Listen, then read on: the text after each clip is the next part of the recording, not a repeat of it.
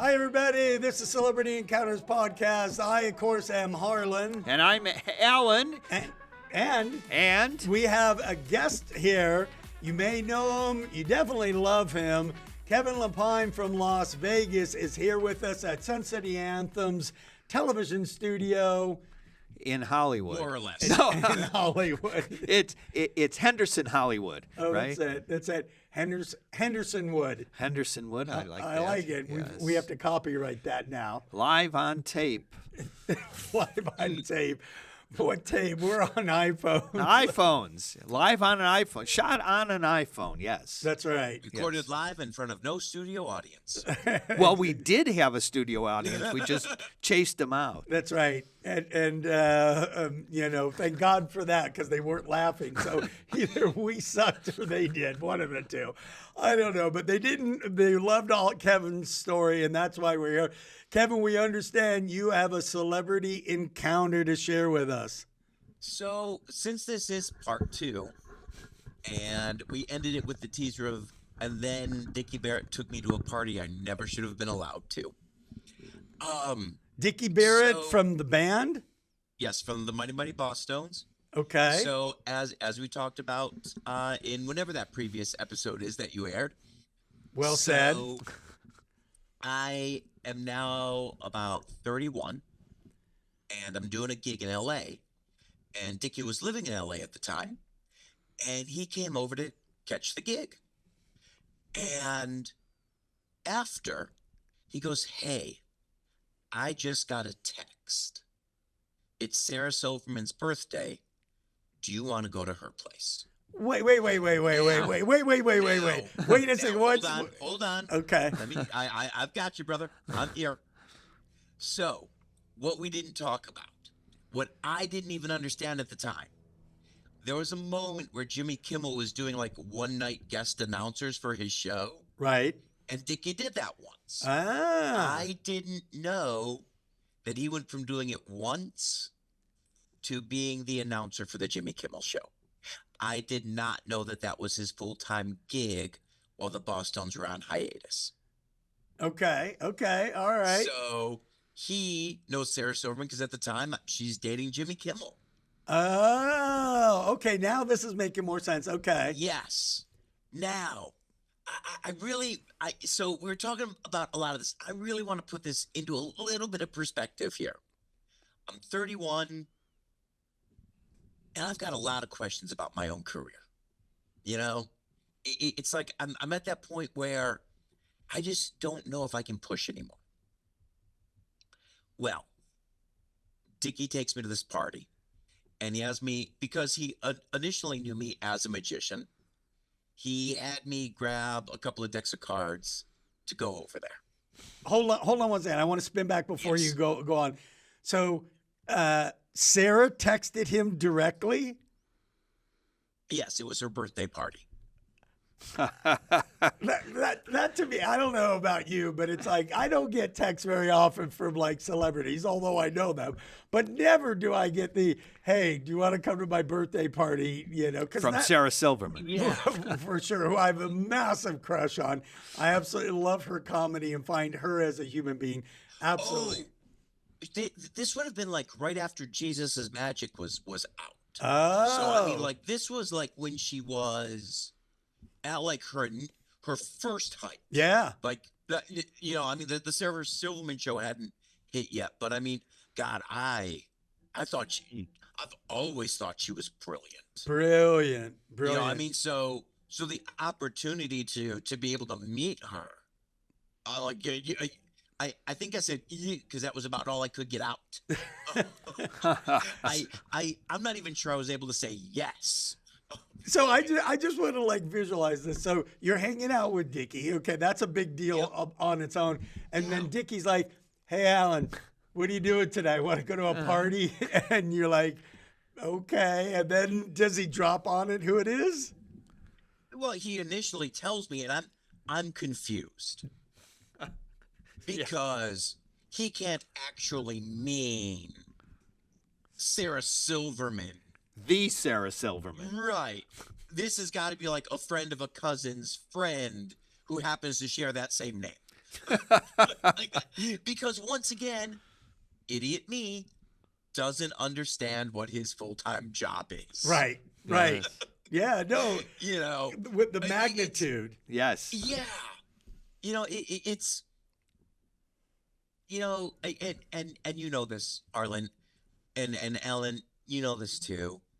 Once you realize these celebrities are people and these people become friends, you start forgetting they're celebrities. Yeah. Right. Oh, for You sure. start That's right. forgetting like where they get invited to. Yeah. So we go to this condo in Hollywood. And this was one of my first times in LA. And I walk in this door and my brain stopped. One part of my brain literally stopped and went, okay, I'm going to shut down 99% of you right now. You're going to run on 1% power. You're going to shut up and learn. And when the door opens, roughly how many people are in there, give or take? A lot. Okay. And the first person that I walk by who's grabbing beers for somebody and goes, do you want a beer? Is Bill Maher. Oh, jeez. dude. And I see that. And, and I'm saying hi to these people. And Jimmy Kimmel's in the corner, talking with some people. There are some other people there I didn't know. Dicky's introducing me around. There was a big group of people kind of sitting, and he's like, and Dicky goes, hey, these are some really good friends of mine. These are the people that I asked you to grab the decks of cards for. And so he had me do some magic tricks for him. When he introduced you around, did he introduce you as, hey, this is my friend Kevin, or this is my friend Kevin the Magician, or? This is my buddy Kevin. Okay. And so I ended up doing some card tricks for a large group of people who were production and minor people in the show. I mean, we're just screwing around. We're having a really, really good time. And what was really funny, here's how dumb and unobservant I am. I mentioned to one of them that it's my first time in LA, and I've never seen the Hollywood sign. Okay. And one of the dudes is staring at me. And he turns me around.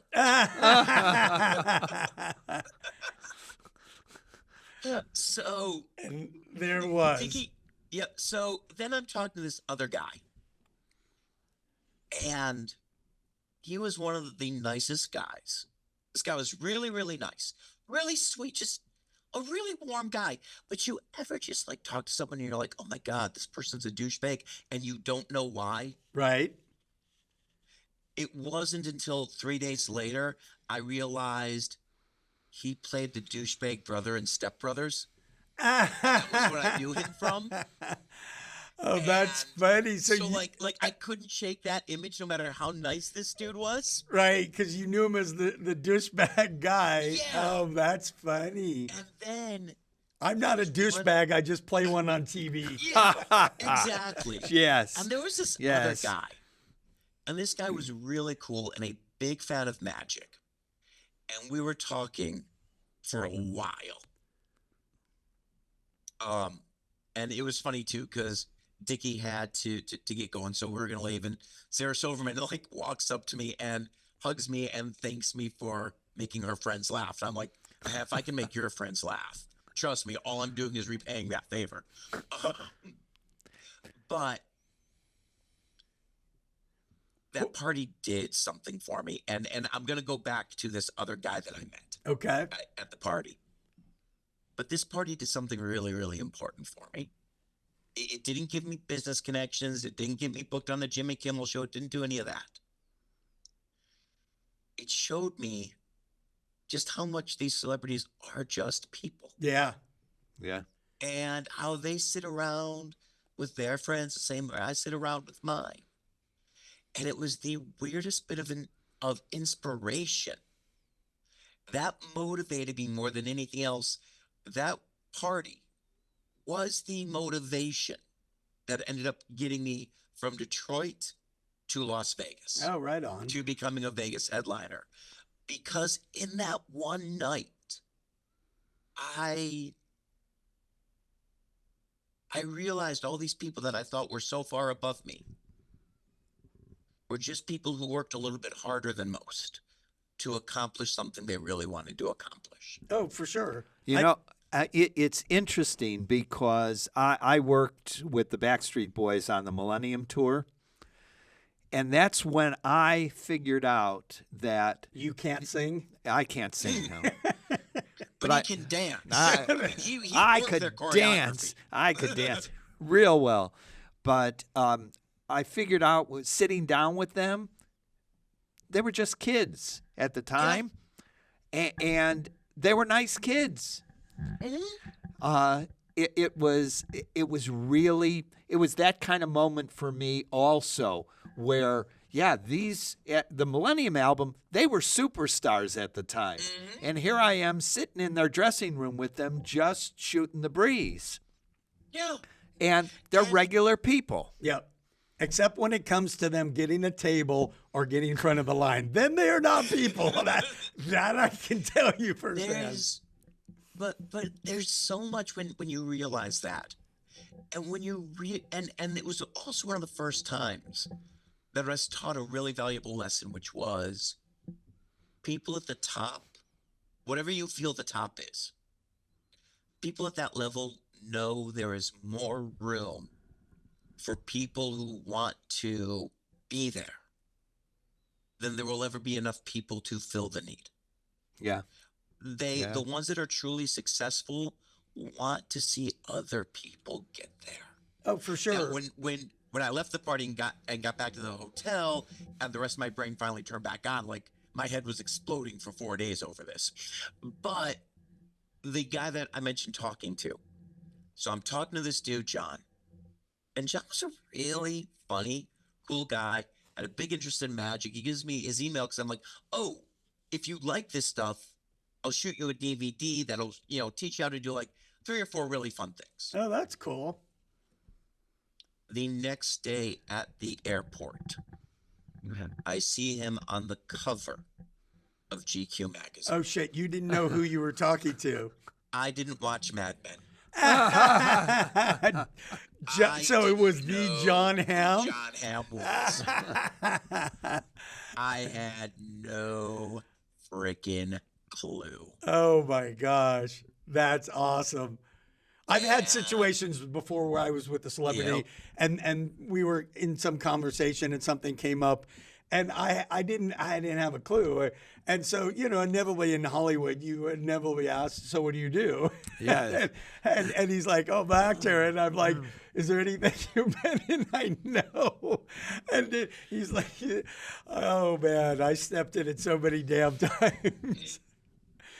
That's oh my god! And you saw him on GQ magazine to boot. Yeah, and so we emailed back and forth here and there. Well, before I took Hypnotist Unleashed to the Four Queens, we were at Binion's. There's a movie being shot at Binion's, and That's here in Las Vegas. If you don't know, Binion's is an old school craps known for its craps. Downtown casino. On Fremont Street. Okay. And the staff is all buzzing. Because, oh my God, Jon Hamm is here filming a scene for the movie on our pool deck. I went, oh. Tick, tick, tick, tick, tick, tick, tick, tick. And bink. Oh, cool. All right. So after the show, I basically emailed John and said, hey, my showroom's down here.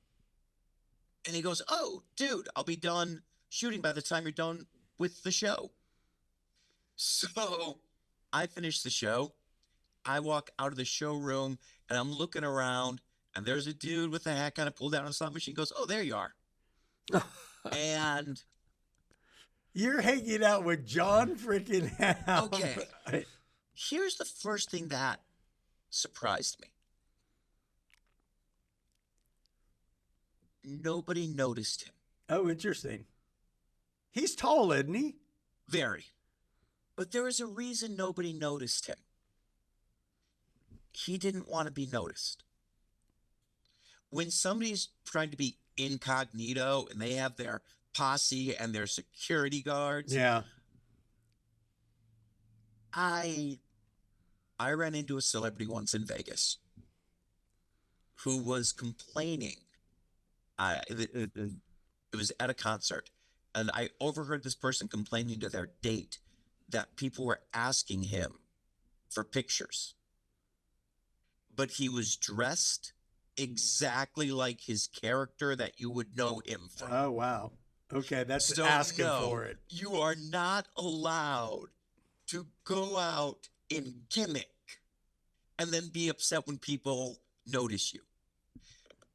It's Jon Hamm. He throws on a pair of non-designer jeans and a regular t-shirt and a baseball cap.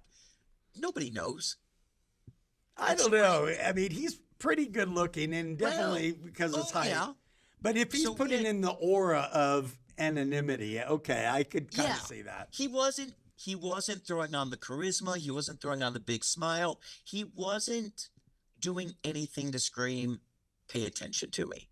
And we all know the people who do that. Oh, for Who, sure. when they go out in public, force attention onto themselves. I know this is a random then thing, but complain about it. last week I bumped into Engelbert Humperdinck. Oh, yeah? And I don't know why Sorry? Engelbert, yeah. And I think he's 90. I mean, he's an old dude. But I was somewhere, I don't want to say where, and we were passing each other, and he looked at me and I looked at him, and I'm like, I know who that is. And I have a horrible memory when it comes to name. And I'm like, Engelbert? And he's like, yes. And I'm like, how's it going? And he's like, it's going okay. And it was the same thing. He's very recognizable, but he was just by himself doing his thing, you know. Yeah. Well, at Northwestern University, we used to go to all the basketball games because we lived in Skokie, Illinois, which was right down the block from the stadium. And Julia Louis-Dreyfus's son was playing basketball for the team for 4 years while he was there. And she would come to the games, but she would come with her Northwestern sweatshirt on and all that, and her Northwestern She'd hat. be dressed as a mom. Right. Yeah. And I'm walking down the She hall, wasn't dressed as Elaine. and and she's coming by me, and I go, "Oh, hi, Julia," and she goes, "Hi," and nobody bothered her because nobody thought this is really Julia Louis-Dreyfus. But did you start doing her dance? No. So Until the Jon camera and I- caught her, you know. So John and I ended up walking into a bar downtown. Oh, this sounds like a great setup for a joke. Well, and we're hanging out at the bar, and it's funny because my wife Emily went to school with Ellie Kemper. Okay. The Unbreakable Kimmy Schmidt, The Office, Yep. that Ellie Kemper. Well, what I didn't know, this was really fun. If you watched Unbreakable Kimmy Schmidt, you know that Jon Hamm was in that show. I did not. He had a small reoccurring part in the show Wow. because he was a drama teacher at Ellie Kemper's high school. She was one of his students. Wow. Wow. That's why he joined that show. And I mean, we were just hanging out, talking, shooting the crap for a couple of hours there. And what I will never forget is I was actually going to pay for the drinks. He did not let that happen. And the bartender, after John pays the bill and everything else, the bartender just takes it back and goes, by the way, sir, I didn't want to interrupt you guys. Loved Mad Men. And John goes, oh, you want to grab a photo? And literally did that for the entire staff. Wow. Says, is anybody, because the place was kind of quiet. And I mean, literally just was able to sit there and just take pictures with people. And then we go back to Binion's, and they still have their poker room. So we're sitting around playing poker. And it was about 45 minutes into the game before somebody looked up and went, Don Draper? Yes, sir. Nice. And then we all just went back to playing poker. But that was like literally it. Because he wasn't trying to be a celebrity. He wasn't trying to project an aura. He was just being him. Well, that's like so- Alan was at the airport last week. Oh, yeah. He texts me, hey, some fan of Celebrity Encounter podcast of Alan wanted a selfie with him. Nice. I'm like, what airport are you at? It was interesting because then coming back, somebody else, I was shooting a short, and somebody else said to me, what are you doing? And I said, I'm doing a short for Celebrity Encounters podcast. Oh, yeah. I give him my card, and he's watching it. He goes, this is great. And he subscribes right there. I send it to Harlan, and he says, boy, I should send you to the airport more. I'm like, Alan, you got to start doing all your reels from the airport. I did have one celebrity encounter at an airport, and it lasted 15 seconds, and it was great because it was at the Atlanta airport. Oh. And I'm on a red-eye flight. I'm leaving at like 5 in the morning, and I had a late-night show the night before. So, I'm in great condition. And going through the Atlanta airport, oh, yeah, that makes you happy.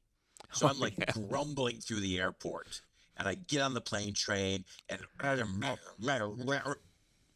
Henry Winkler? Oh, Henry wow. Winkler. And he kind of nods. I'm like, oh, that is Henry Winkler. And I go to get off the plane train, and I walk by him, and I just went, thanks for the entertainment. You're a big part of my childhood. And Henry Winkler just looks at me and goes, hey. That's awesome. And now it's the best day of my life. And I am just floating. I got an A from the fonts. That's awesome. But, it's so cool when you meet these guys. We're just so Human. happy being. Yes. And they're happy being human. Yes. They don't need the attention. If they get the attention, great. And they've also learned that if you just give somebody that 10 seconds, it'll make their day. For sure. If not their year. Before we wind up, I have one last question for you. Spinning back to Sarah, did you get to chat with her at all? And A little bit, yes. And it was her birthday, so she was bopping around everywhere. But Sure. yeah, we got to talk for a couple of minutes. Did you do She was magic just for her? So sweet. No. So she didn't have time to pay attention to something at that moment. She was literally like saying goodbye to guests, welcoming some other guests, just honestly being like the epitome of a perfect hostess. So you didn't try to make her disappear No. or hypnotize her, huh? Well, no. She was dating Jimmy at the time, so there's no making her disappear. Oh, okay. So my father, for my whole career, every now and then would be like, did you meet Sarah? Did you meet Sarah? Did you meet Sarah? I'm like, why do you keep asking me about it? And my father was convinced she and I would be the perfect couple. Oh, really? Yeah, for real. I know. That's how I would laugh. And I'm like, Dad, you understand she's a few years younger than me. And he's like, age doesn't make any difference. You two are funny together. You'd be perfect together. And she's Jewish. Yeah.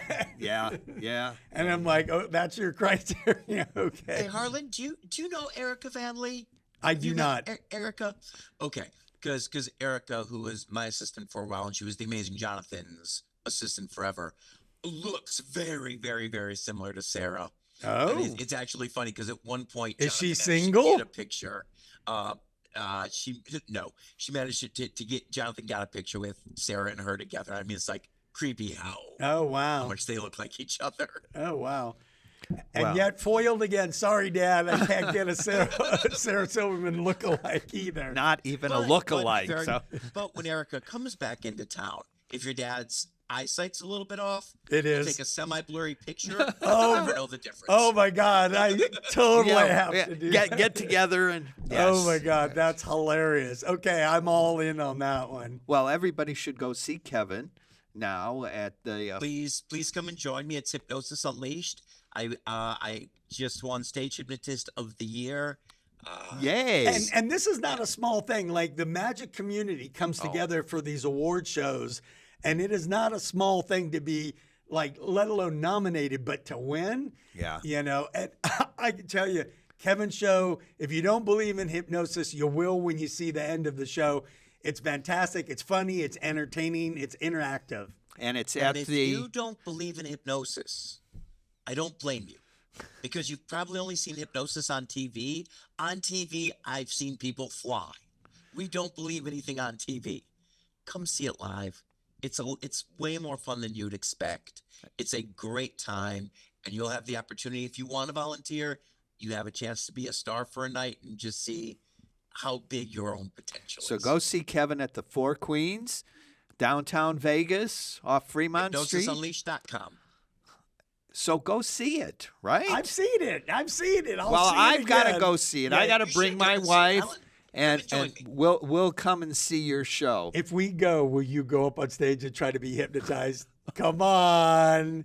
Oh, I'm afraid to go with him now, because he'll have me do something I really don't want to do. So. No, you know what? That's one of the big misconceptions. When I put people under, when you're in that state of hypnosis with me, I want you to have the time of your life. Because here's one of my biggest beliefs. Everybody in the audience doesn't know who you are, but they all know one fact about you. Oh my God, that could have been me. Oh yeah. So if you're having fun, everybody goes, man, I should have done that, and they'll come back next time. And speaking of, that could be me. If you've got a celebrity encounter story that you want to be our guest like Kevin, email us. You know, all our information's there in the video description. We'd love to have you on the show. Thanks for watching Celebrity Encounters Podcast. I'm Harlan. I'm Alan, and we'll see you next time. Thanks for tuning in today, and if you enjoyed our show, please subscribe, rate, and review our podcast on all your favorite platforms. We'll see you next week with the next episode of Celebrity Encounter Podcast.